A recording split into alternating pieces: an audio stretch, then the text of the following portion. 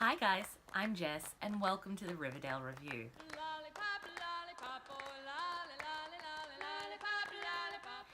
Each week I'll be bringing you a little recap about the previous night's episode of Riverdale. And it's 2018, Riverdale did not disappoint with the first episode of the year. So, first and foremost, I have to address the elephant in the room, the name of Polly's twins. So it's revealed early on in the episode that Polly has in fact given birth while she's been staying at the barn with that very weird cult that's yet to be explained, but we know they're obviously up to no good because it's Riverdale, and when is anybody ever up to any good? Betty, of course, comes home and finds Polly in her bedroom packing up a few things, and she's over the moon to see her and, thinks she's probably back for good, and then notices, hang on a minute, Polly's not pregnant anymore. And Polly explains that she's given birth and the twins are healthy. And then she goes on to reveal two very peculiar names. Are they healthy? Do they have names? Juniper and Dagwood. Oh my god. A brilliant moment of acting there on behalf of Miss One, Betty Cooper. She's obviously not impressed with the name choice, which I can't say that I was either, but it's the world of Riverdale, and who am I to question their choices? So very early on in this episode, an FBI agent makes an appearance and approaches Archie. This made me giggle just a little bit because remember, Archie's technically underage, and what FBI agent is going to approach a minor in the middle of the town, in the middle of the street, in the middle of the day, and ask him to do a little bit of a sting operation for him without his parents' consent. But I'm prepared to overlook it because I love Riverdale so much. But basically this FBI agent has asked Archie to get some information and report back on Veronica, Hiram, and Hermione Lodge. Archie sort of goes undercover and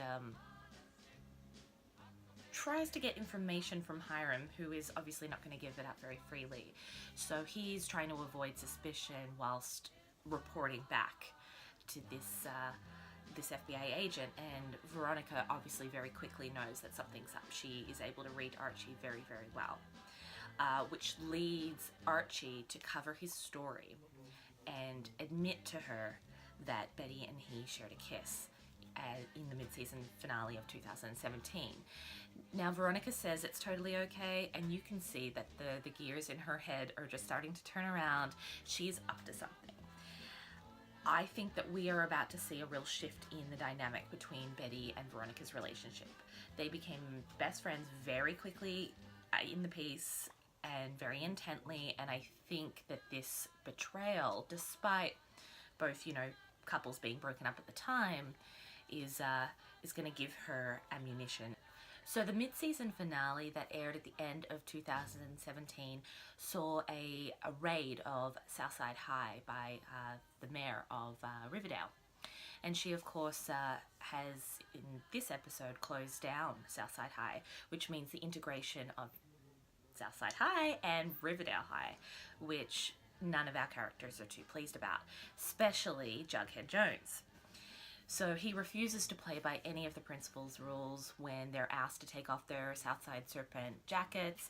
Jughead, of course, refuses, which led me to sort of question a few things, because obviously back in the day when Jughead first decided to join the Serpents, it was to help his father, and obviously now that his father is out of jail, Jughead really has no need to stay in the Serpents, but obviously he's gone through all the tasks and has decided to stay on.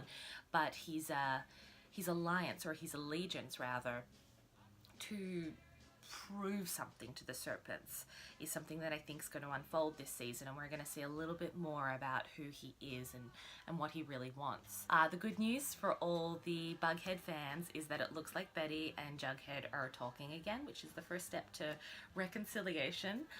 But of course that scandalous kiss that happened between Betty and Archie last season has left a lot of fans wondering where this season's going to take them, and who knows.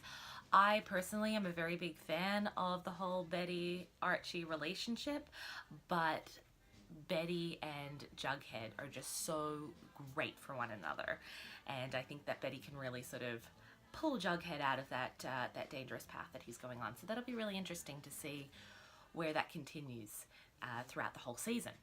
Obviously, after watching this episode, you'll come to understand that the mayor is pairing with Hiram and Hermione in the shutting down of Southside High. So basically, Hiram Industries or Lodge Industries is going to purchase the land that Southside High was on, and then the mayor gets a cut of that money. So not only does the mayor hypothetically get rid of this jingle jangle problem and the gangs associated with Southside High, but it also looks like she is going to get a little cut. Now, this is not the first time that we have seen her take a bribe, especially from the lodges.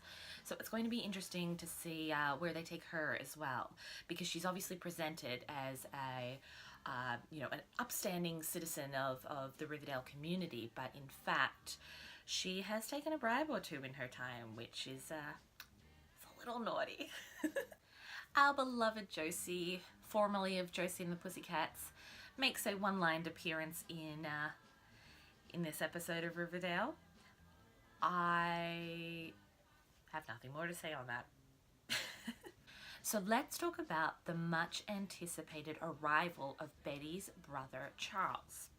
So Betty approaches Jughead's social worker and in turn finds out information about her long-lost brother. Turns out he's living a coincidence of 2 towns over, and Betty approaches her mom and the two of them go to this very rundown motel where Charles has been staying. He's none too pleased to see them.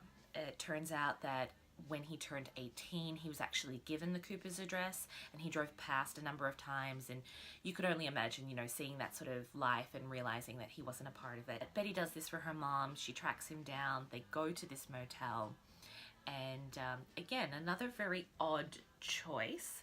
They knock on his door, and instead of going to answer it, he just says, "Come in."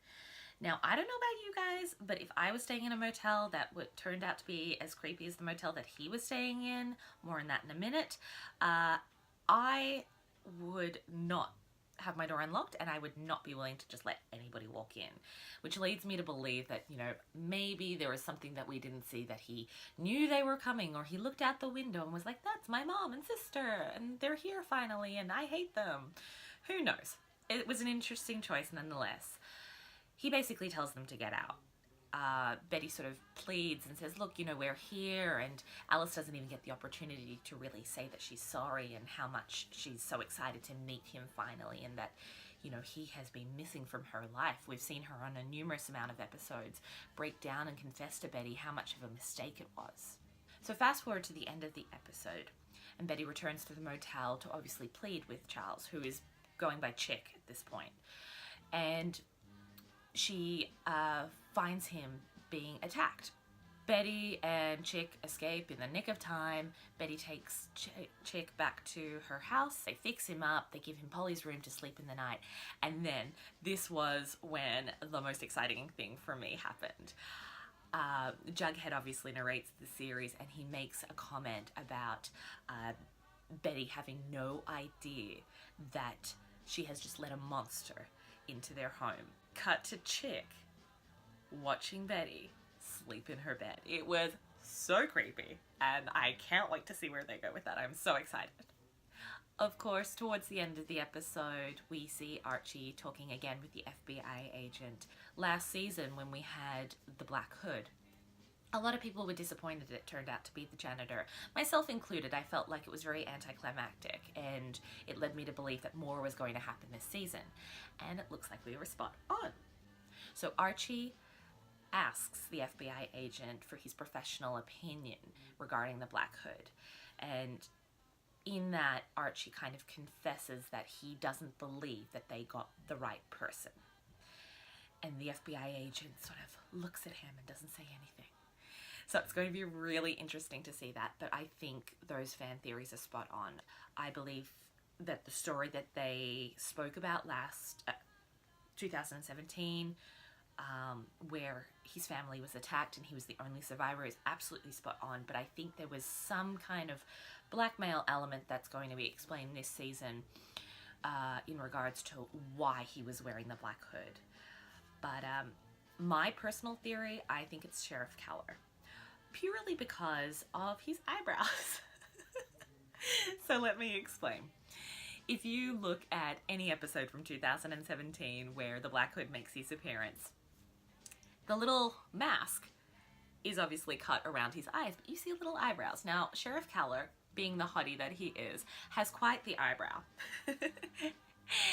And you'll see, same eye color, same luxurious eyebrows. That being said as well, as somebody who comes from an acting background, I do know anytime you kind of do like a murder mystery or something, something where, you know, fans are going to try and work out who the killer is, you often use somebody to throw them off the scent. So for example, the actor who plays Sheriff Keller may very well have posed as the Black Hood, but may not actually be the Black Hood in the series. But I'm going to be watching that very carefully. If those eyebrows make a return, I will be coming back and being like, I told you guys so. Thanks for joining me. If you have any comments, suggestions, or feedbacks, please leave them in the link below. And don't forget to subscribe.